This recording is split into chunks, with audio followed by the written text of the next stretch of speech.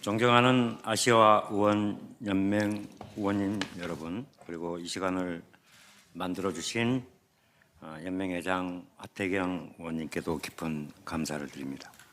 저는 2020년 9월 21일 공세시경 서해 소연평도 남방 1.2마일 해상에서 실족되어 NLL을 넘어 북한 해역으로 표류되고 9월 22일 15시 35분경 체포되었고 22일 21시 50분경 살해되었던 대한민국 해수부 공무원인 저의 동생에 관한 북한의 끔찍한 만행을 국제사회에 알리고자 합니다.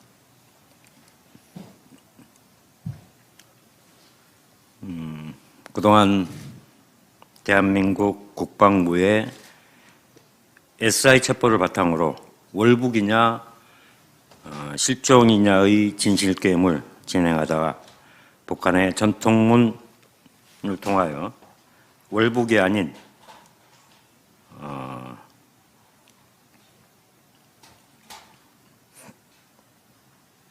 인간의 생명 존중과 인권 발살에 강력히 고발하고자 합니다.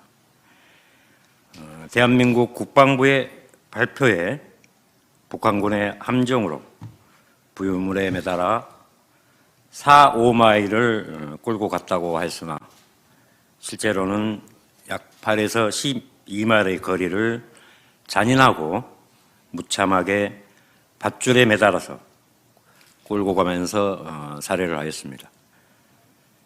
이때 아무런 조치도 없이 해상 표류에 의해 실신 상태와 저항 없는 비무장 상태의 동생을 10여 발의 총탄으로 사살했고 혈흔이 있어 사망으로 추정한다고 북한은 발표했습니다.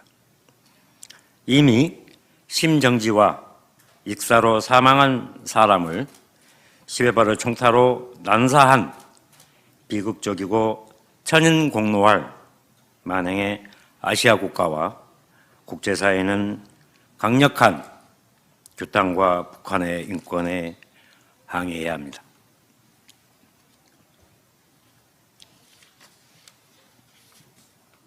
대한민국 정부는 국제 상선 통신망을 통하여 구조나 조치에 손 놓고 있다가 자기들의 실수를 만회하기 위하여 월북이라는 무책임한 프레임으로 조작하였고 수사를 하여 발표를 하였는 바 북한의 만행과 더불어서 국제사회에서 비판받아야 합니다. 외교부 장관, 해경청장, 국방부 장관을 면담하여 북한의 강력한 항의를 요구했고 공정한 수사를 요청했으며 북한에서 사망하게 된 경위와 원인을 물었으나 대답은 노코멘트였습니다. 이에 대한민국 정부의 해경과 국방부는 공무원인 신분임에도 불구하고 그 어떤 구조와 생명의 존엄에 아무런 조치 없이 차가운 바닷속에서 해상 표류 30시간 이상을 표류하다가 무참히 살해당했습니다. 북한은 아무런 잘못이 없다고 전통문과 통신문을 통하여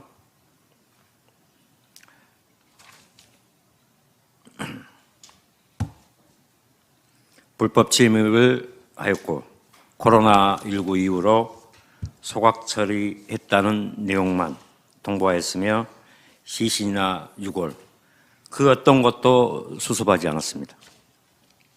오히려 대화를 단절하였고 유엔 인권위 요청에도 묵묵부답으로 일관하였습니다.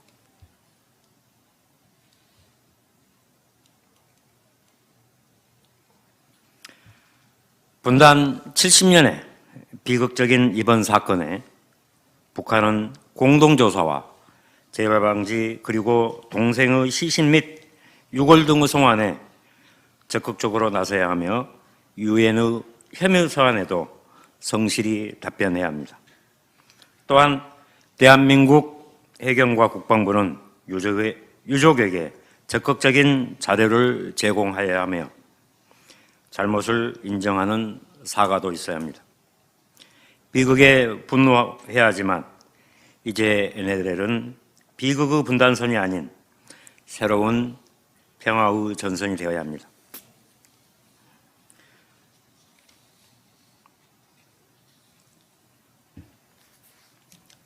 국가가 존재하는 이유는 국민의 안전과 생명을 보호하고 국제사회의 적극적인 대응과 요청을 국가가 해야 합니다. 그러나 이번 사건은 유가족이 국가를 대신하여 북한과 국제사회에 알리는 기막힌 사항으로 아시아 의원님 여러분께 적극적인 호소를 합니다. 자유 대한민국에서 발생한 비극적인 이번 사건에 관심을 가져주시고 북한의 강력한 항의를 통하여 국제 질서에서 주도권을 가질 수 있도록 하여 주십시오. 대한민국 해경과 국방부 인권 침해 부분에도 적극적으로 항의와 재발 방지를 요청하여 주시기 바랍니다. 북한과 대한민국 그리고 유엔, 아시아 전체 국가들도 이번 만행에 뜨거운 관심이 있어야만 이런 비극적인 만행이 일어나지 않고 자유와 평화가 있을 것입니다.